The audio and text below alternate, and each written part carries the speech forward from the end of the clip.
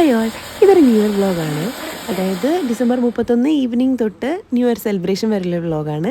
ഇപ്രാവശ്യം ഞാൻ എൻ്റെ ഫാമിലീനെ സർപ്രൈസ് ചെയ്യിക്കാൻ കുറച്ച് ഗിഫ്റ്റ്സൊക്കെ റാപ്പ് ചെയ്തിട്ടുണ്ട്. വൈകുന്നേരം തന്നെ ഫാൻസി പോയിട്ട് അതൊക്കെ ചെയ്തു വെച്ചു.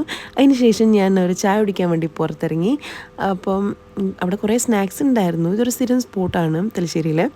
അവിടുന്ന് 2 കലമാസും പിന്നെ ഒരു ചിക്കൻ്റെ ഒരു ഐറ്റം വാങ്ങി. പിന്നെ ചായയും കുടിച്ചു. അതിനുശേഷം എന്തോ ഒരു വിശപ്പ് മാറാത്ത പോലെ അപ്പോൾ നമ്മളൊരു ഫ്രൈഡ് റൈസ് കൂടി ഓർഡർ ചെയ്തു. ഇത് നല്ല ക്വാളിറ്റിയും ക്വാണ്ടിറ്റിയും ഉള്ളൊരു ഫ്രൈഡ് റൈസാണ്. അറൗണ്ട് 150 സംതിങ് ആണ് അതിന് റേറ്റ് വരുന്നത്. അപ്പം അത് 3 പേരാണ് ഷെയറിട്ട് കഴിച്ചത്. എന്നിട്ട് ഇത്രയും ക്വാണ്ടിറ്റി ഉണ്ട്, നിങ്ങൾക്ക് കാണാം. എന്നിട്ട് നല്ല ടേസ്റ്റി ആയിരുന്നു ആക്ച്വലി. അതിന് ശേഷം നമ്മൾ വീട്ടിലേക്ക് തിരിച്ചു പോവുകയാണ്. അവിടെ കുറച്ച് ട്രാഫിക്കൊക്കെ ഉണ്ട്. ഏതായാലും ഇവിടുത്തെ വൈബൊക്കെ കാണാമെന്ന് വിചാരിച്ചിട്ട് വന്നതാണ്.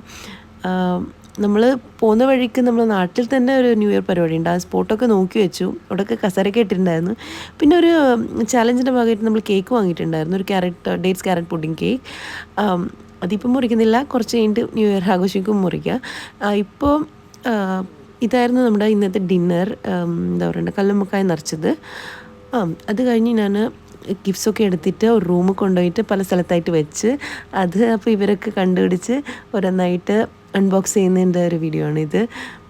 അപ്പം ഞാൻ കൂടുതലും പെർഫ്യൂംസാണ് വെച്ചത്. ഈ ഒരു വർഷം എല്ലാവർക്കും സുഗന്ധപൂരിതമാവട്ടെ എന്ന് വിചാരിച്ചു.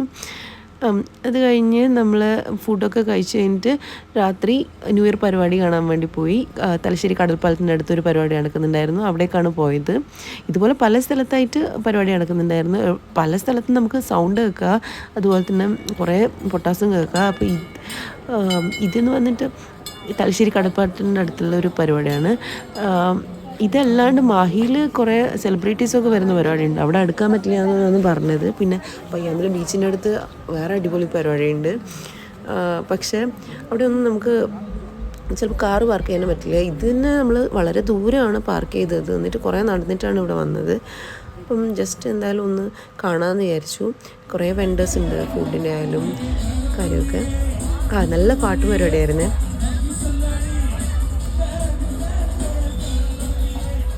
പരിപാടി എന്താണെന്ന് വെച്ചാൽ ഗാനമേളയും കുറച്ച് DJ ഉണ്ടായിരുന്നു. 11 to 12 DJ ആയിരുന്നു. അപ്പോൾ നമ്മളത് മൊത്തം കാണാൻ നിന്നില്ല. ഒരു 11:15 ആയപ്പോൾ നമ്മൾ ഇറങ്ങി. കാരണം ഈ 12 മണിക്ക് എല്ലാവരും കൂടി ഒരുമിച്ച് ഇറങ്ങുമ്പോൾ ഭയങ്കര തിരക്കായിരിക്കുമല്ലോ. അപ്പോൾ പിന്നെ മാത്രമല്ല നമ്മൾ നാട്ടിലെ പരിപാടിയും കൂടി കാണാമെന്ന് വിചാരിച്ചിട്ടാണ് ആ സമയത്തേക്ക് ഇറങ്ങിയത്. പക്ഷേ ഭയങ്കര തിരക്കാണ്. ഇവിടുന്ന് തിരക്കുന്ന പുറത്തേക്ക് വരാൻ തന്നെ കുറച്ച് ടൈം എടുക്കും. അങ്ങനെ കുറേ നടന്നിട്ട് വേണം നമുക്ക് നമ്മുടെ കാർ പാർക്കിങ്ങിൻ്റെ അടുത്ത് പോകാൻ തന്നെ.